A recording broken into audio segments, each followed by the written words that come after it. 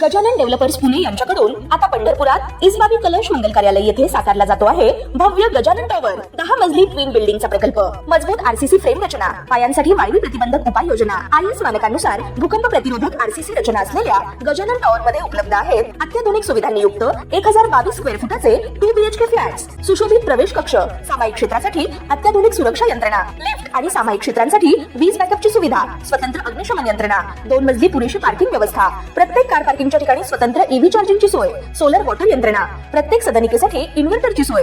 इसबाबी कलश मंगल कार्यालया शेजारी साकारल्या जात असणाऱ्या गजानन टॉवर मध्ये आजच आपला हक्काचा आणि आधुनिक सुविधांनी परिपूर्ण अलिशान फ्रीसाठी संपर्क क्रमांक 7677700025। ताज्या घडामोडी पाहण्यासाठी PVN म्हणजेच पंढरी वार्ता न्यूज या चॅनलला सबस्क्राईब करा।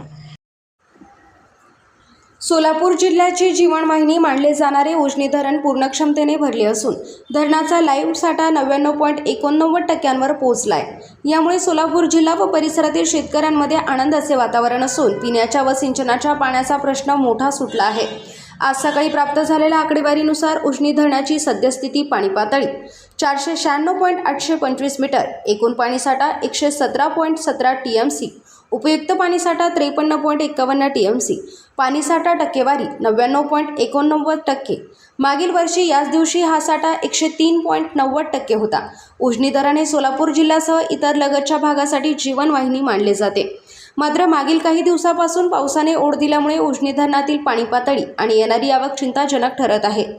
सध्या धरणात केवळ 5135 क्युसेक पाण्याची आवक होत आहे। पुणे जिल्ह्यातील पाणलोट क्षेत्रात पाऊस थांबल्यामुळे धरणात येणारे पाणी रोडावले आहे।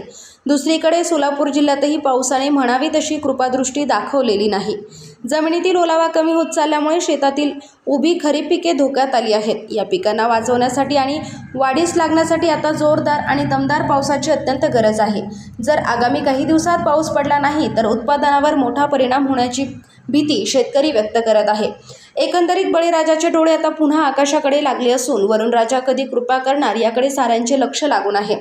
पुणे जिल्ह्यात पावसाने विश्रांती घेतल्यामुळे आणि सोलापूर जिल्ह्यातही अपुऱ्या पावसामुळे उजनी धरणात येणारी आवक कमालीची घटली असून ती सध्या 5135 क्युसेक इतकी नोंदवली गेली आहे। यामुळे बळीराजा चिंतेत सापडला आहे।